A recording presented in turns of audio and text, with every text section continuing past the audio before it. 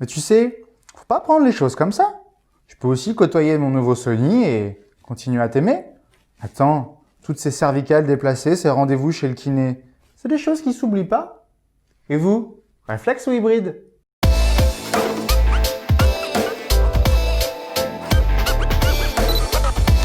Bienvenue dans ce nouvel épisode de la mise au point. Alors dans ce match incroyable, nous avons à ma gauche le Réflexe, champion indétrônable toute catégorie chez le professionnel, équipé de son système quasi uniquement mécanique. Il est à toute épreuve et est passé dans les mains de nombreux professionnels de l'image. Et à ma droite, le Mirrorless qui vient chatouiller l'ordre établi depuis quelques décennies.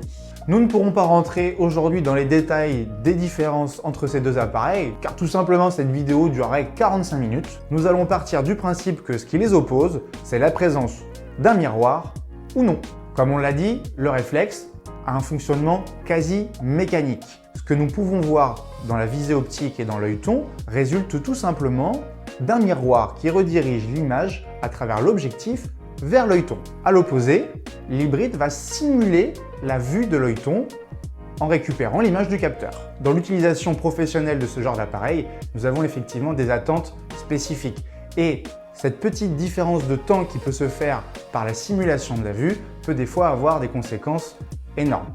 Alors aujourd'hui, je vais prendre mon cas en exemple, car effectivement, il y a 2 ans, j'ai commencé à me poser la question réflexe ou hybride. Alors pourquoi il y a 2 ans, j'ai commencé à me poser cette question? Pour le poids!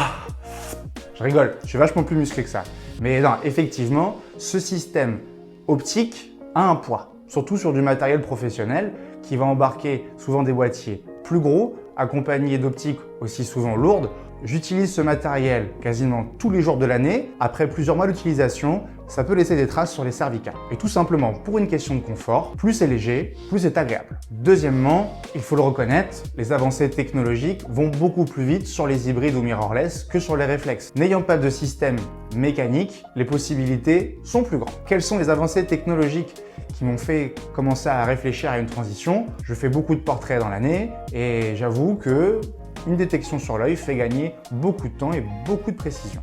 Alors pourquoi j'ai mis 2 ans à me décider? Tout simplement car il y a 2 ans, je ne trouvais pas chaussure à mon pied. J'avais beau mettre mon œil dans plein de viseurs différents, je n'étais jamais satisfait du résultat obtenu. Effectivement, entre un système complètement optique où j'ai en face de moi exactement ce qui se passe et en face une simulation souvent de petite taille avec beaucoup d'informations et de la latence dans l'image, impossible pour moi de faire la transition. Quand on est habitué à quelque chose d'agréable, c'est difficile de faire marche arrière. Un autre point problématique, l'utilisation constante du capteur pour un affichage numérique tape très fort dans la batterie. Et il y a encore quelques temps, un hybride avec une bonne autonomie, ça courait pas les rues. Fin d'année dernière, j'ai mis l'œil dans un Sony Alpha 7 III. Après des années d'utilisation d'un 5D Mark III, je commençais à trouver chaussure à mon pied. Capteur full frame, un viseur d'une très bonne qualité et surtout une autonomie qui devient utilisable en conditions professionnelles. Alors attention, c'est pas le pays des bisounours non plus.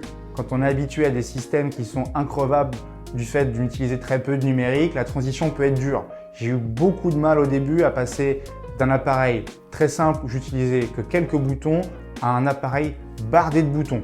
Deuxièmement, j'utilise encore mon réflexe dans certaines conditions, notamment en sport. Je vais souvent sur l'eau faire des photos de voile et là, je fais toujours confiance à la robustesse, à la simplicité de mon matériel Canon. Troisièmement, il n'y a pas de miroir. Ah oui, tu vas me dire, c'est un mirrorless, pas de miroir. Eh ben oui. Pour tous ceux qui utilisent beaucoup de focales fixes, apprenez à nettoyer votre capteur. Clairement, c'est une nappe après manger. Avant, je confiais le nettoyage de mon capteur à une entreprise 1 fois par an. Avec l'hybride, je le fais moi-même tous les 15 jours.